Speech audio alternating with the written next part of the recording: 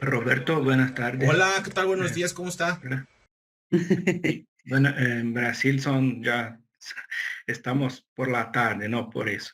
Hago la Bueno, corrección, buenas tardes Roberto, por allá. sea bienvenido. Los otros autores, presentadores, ¿están ahí para presentar o no? No, justo presentaré en esta ocasión solamente yo por cuestiones de logística y otras cosas. Muy bien. Patricia, ¿podemos iniciar? Eh, Ok, ya, creo que ya puedo compartir pantalla. ¿Me Es que pueden está, confirmar si se ve mi pantalla, mi proyección? sí, sí, sí, Excelente, sí, agradezco. sí se ve.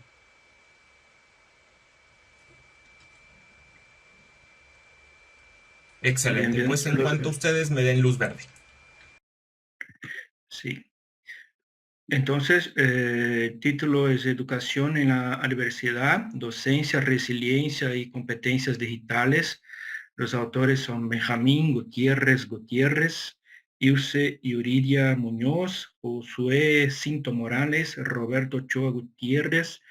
Y bueno, si quiere destacar algo de tu formación, tu currículo, y después ya puede empezar. Tú tienes 20 minutos y después un tiempo para las preguntas. ¿Está bien? Excelente. ¿Me repite el tiempo permitido? Son 20 minutos de presentación más 10 minutos para preguntas. Excelente, perfecto. Bueno, no quisiera ahondar en cuestiones de formación curriculares, me gustaría ir directo a nuestro tema. Agradezco más que nada a instituciones como la Universidad Veracruzana que aplaudo estos espacios que se dan para justo socializar, para justo compartir anécdotas, compartir experiencia que nos permite pues fortalecer y robustecer pues la labor y la práctica docente y actualmente pues vemos que la parte de la virtualidad está jugando un rol crucial en el paradigma educativo. Entonces justo de eso hablaremos un poco el día de hoy en esta escueta presentación de un tema complejísimo y que está acaparando los focos de la parte educativa a nivel global. Bueno, vamos a contextualizar un poco para entender un poco la situación, el problema, la problematización de la investigación. Partimos de que la inminente acaparamiento o la inminente incorporación de la tecnología y la digitalización en el campo educativo. Esto ya es un hecho que no se puede soslayar, ya está instalado, ya está anclado en el escenario educativo. Entonces, esta inminente llegada de la parte tecnológica no puede ser minusvalorada ni puede ser tampoco apartada de la práctica docente. Entonces, en principio tenemos esta parte tecnológica que reconfigura en estos momentos, reconfigura el quehacer docente. En un segundo momento partimos y como todos lo experimentamos como docentes, pues la llegada de la pandemia llegó a fracturar muchas partes del sistema educativo.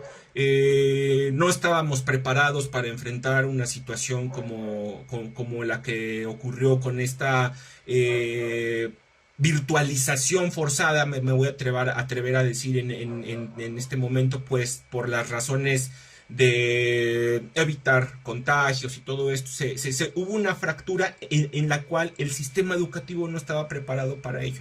Y no solamente el sistema educativo en su modo áulico, administrativo, directivo, todo esto fue una ruptura que nos dio una lección a los docentes de que nuestro contexto puede cambiar en cualquier momento. Entonces este es un referente, esta parte de la pandemia fue un hito que permitió comprender la educación antes y después. Entonces también lo ponemos sobre la mesa porque a partir de esas rupturas que se suceden una cadena de hechos que vamos a explicar más adelante. Y la inminente instalación y advenimiento de la educación virtual.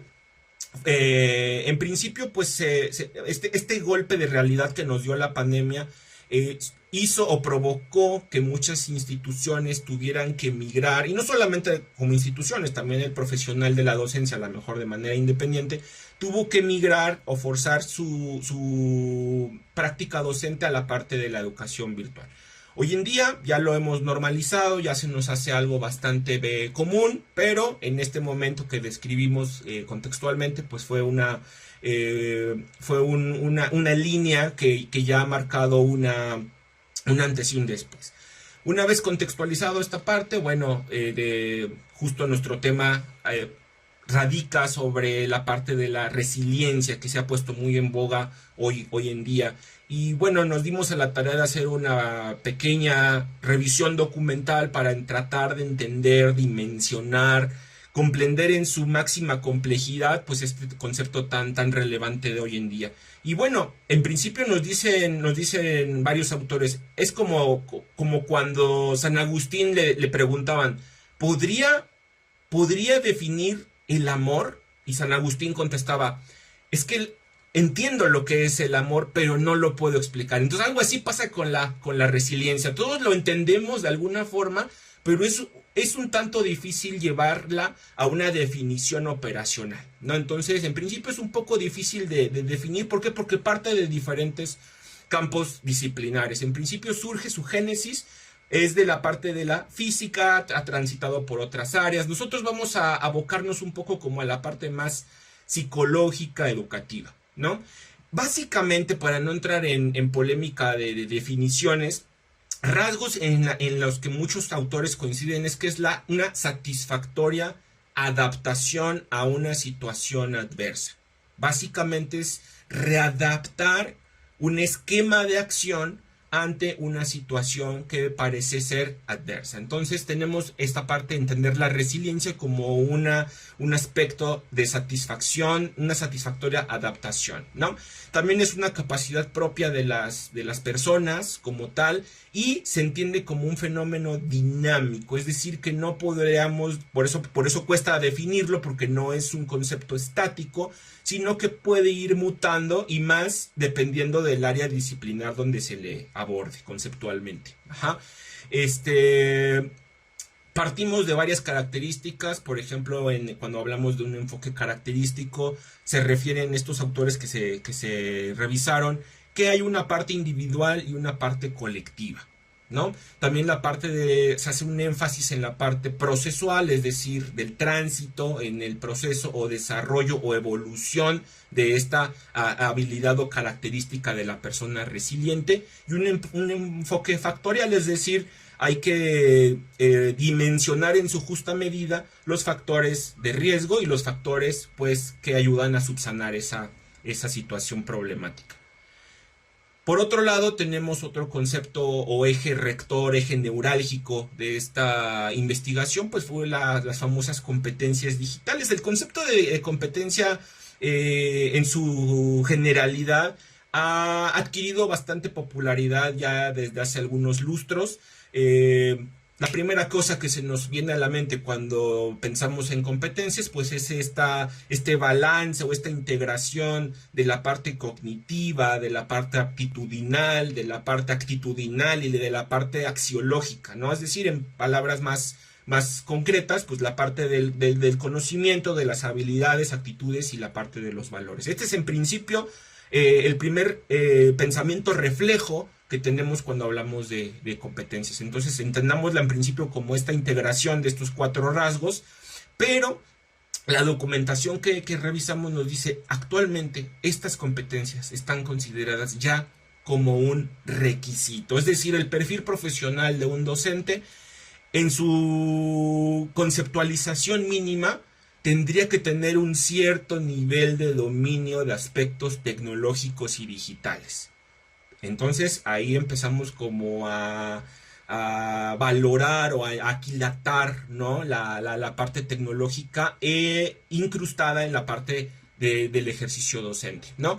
¿Qué entendemos por competencias digitales? Bueno, algunos rasgos característicos. Bueno, es un docente o un profesional de la educación que puede o hace uso seguro y crítico de las tecnologías de la información, comunicación, ¿no? Este docente pues es capaz de acceder a información, discriminarla, desarrollar estrategias que le permitan identificar dentro de un mare magnum de información, pues lo que realmente se está buscando, ¿no? Este docente con estas características, estas competencias desarrolladas, es capaz de crear e intercambiar contenidos digitales, entabla y abre canales de comunicación, y se parte también de la idea de que es una alfabetización compleja, es un proceso que a unos más, a unos menos ha costado desarrollar, y como decía anteriormente, y concatenando con la parte de la pandemia, pues incluso para muchos fue de manera forzada. Entonces ahí nos hace cuestionar muchas cosas, nos hace cuestionar, por ejemplo,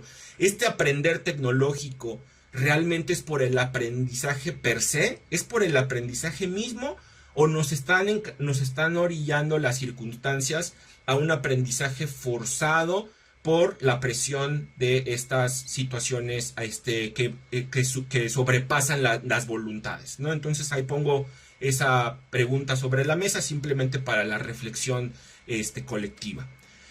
Y nuestra pregunta de investigación se plantea a partir de esta idea. Tenemos la pregunta: ¿cómo fue el proceso de resiliencia de estos profesores que experimentaron en principio o que estuvieron insertos en un contexto pre-pandemia, enfrentan la pandemia y posteriormente la famosa nueva normalidad o post-pandemia, ¿no? Que vivieron nuestros participantes son docentes de la Facultad de Lenguas, ¿no?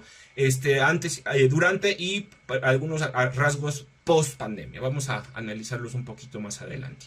En el diseño metodológico, bueno, partimos de la idea de que queremos abordar el estudio de este fenómeno desde el paradigma interpretativo, es decir, no nos interesó ni la cuantificación, ni la estimación numérica, ni la predicción. Queríamos desmenuzar un poco más, adentrarnos un poco más profundamente al tema, y para ello, pues indudablemente tuvimos que abocarnos a un enfoque cualitativo que justo coincide con es coincidente con el paradigma. Nuestro principal foco no era la estimación, sino la comprensión y la interpretación de estas experiencias y estas anécdotas.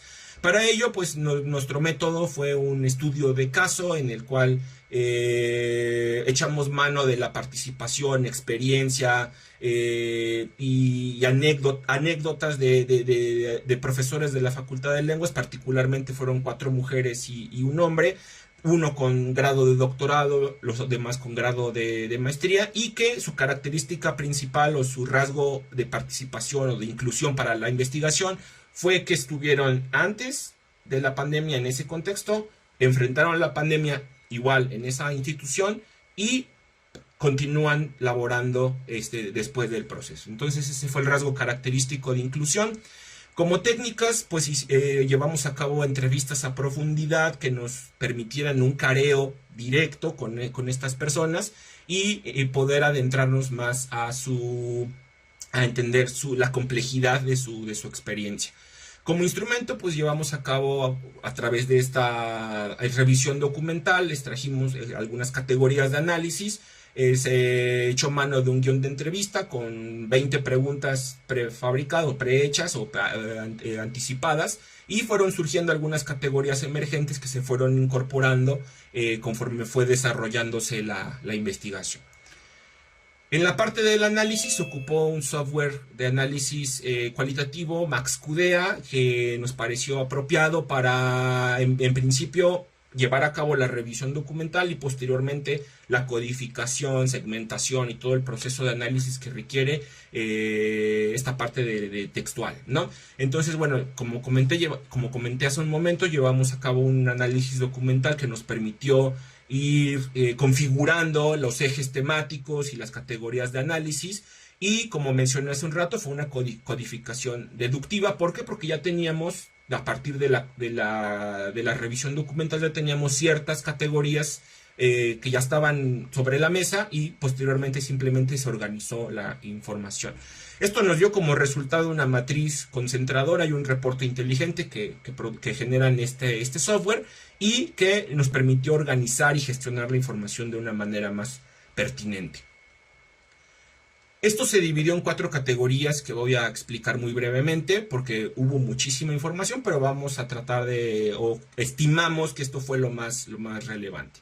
Por ejemplo, la categoría de adaptación y flexibilidad. No tenemos algunas anécdotas. Por ejemplo, el entrevistado número 2 nos dice: nunca pensé tener que usar la tecnología para mi clase hasta que vino la pandemia. Entonces este comentario, así como otros que se hicieron muy similares, nos permite vislumbrar que hubo un golpe, hubo una fractura que no fue determinada por la voluntad de los participantes, sino, como comentaba hace un momento, por cuestiones ajenas o por cuestiones que atraviesan, ¿no?, la parte volitiva del docente. Tuvieron que adaptarse a circunstancias.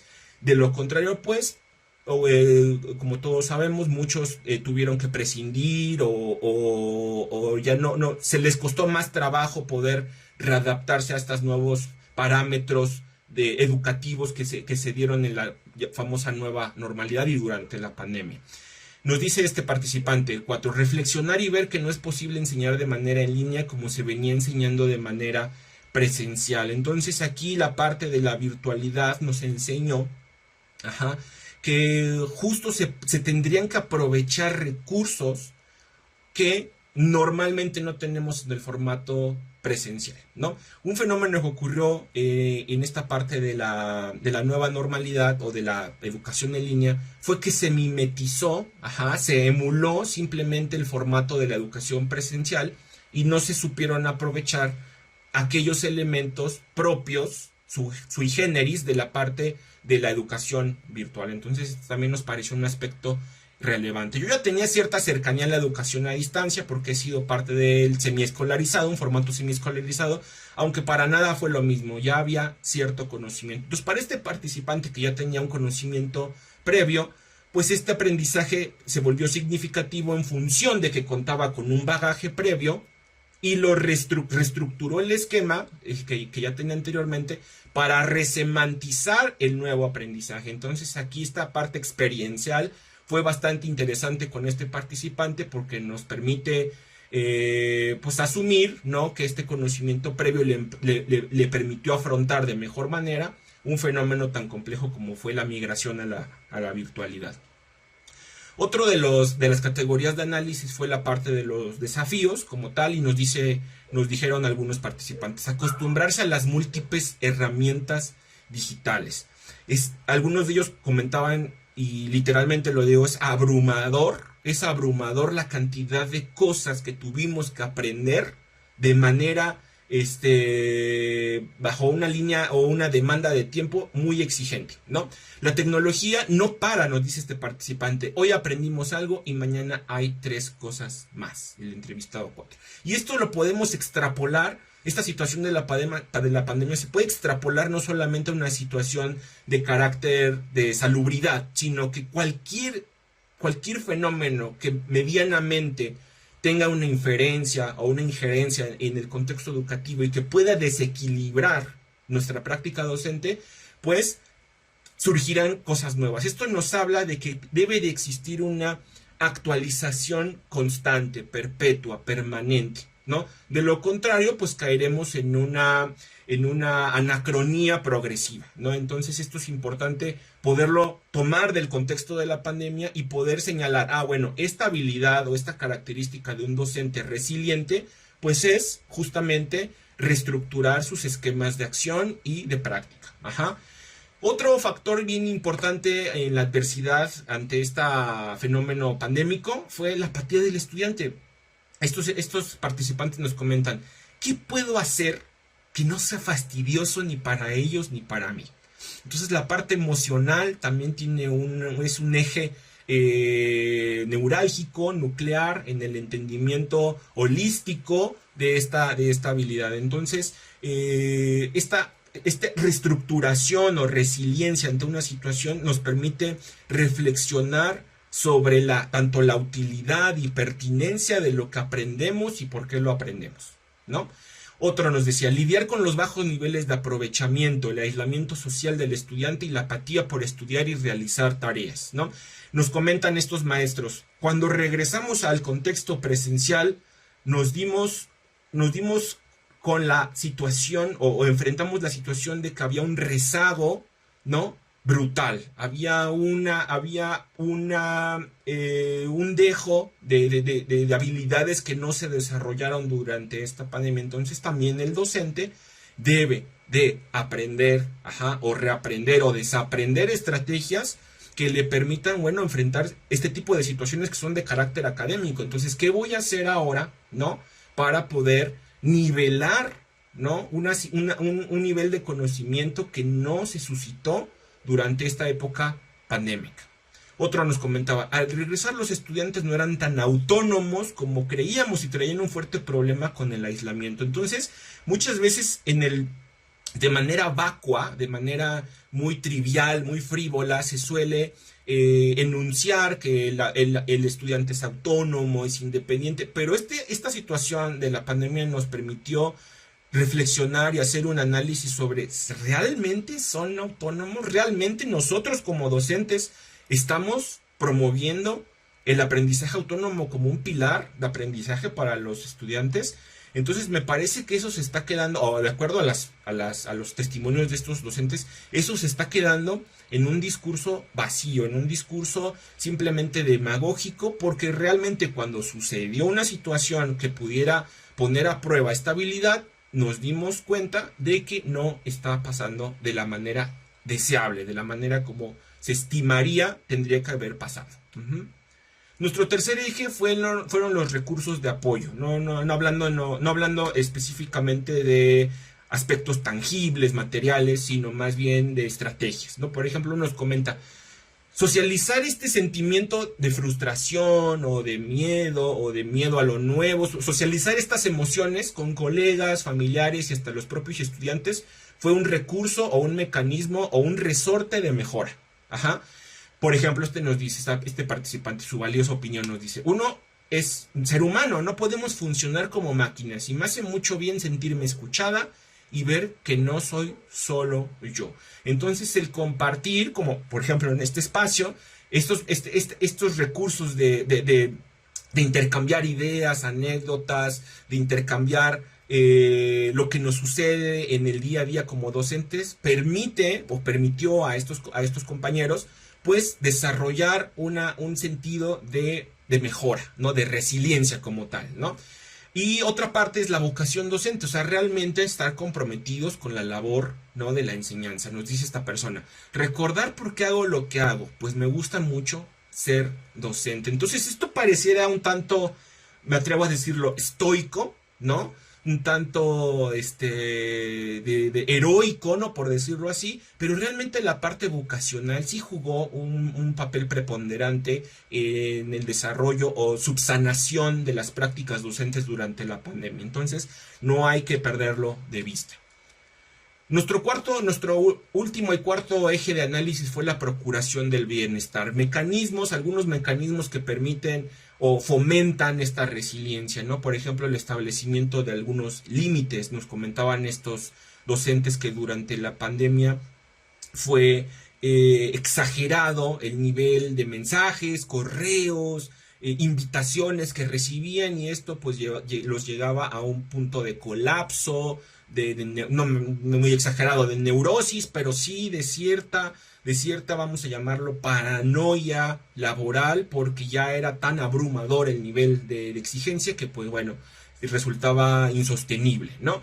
Dice, no me llevo trabajo a casa, es esa estrategia que nos comparte este participante, no me llevo trabajo a casa, es tiempo para mí, yo, mamá, hija, estudiante. Entonces aquí el docente de lenguas reconoce que debe de circunscribir su trabajo o su labor docente a un cierto espacio temporal, de lo contrario pues pueden surgir ciertas situaciones.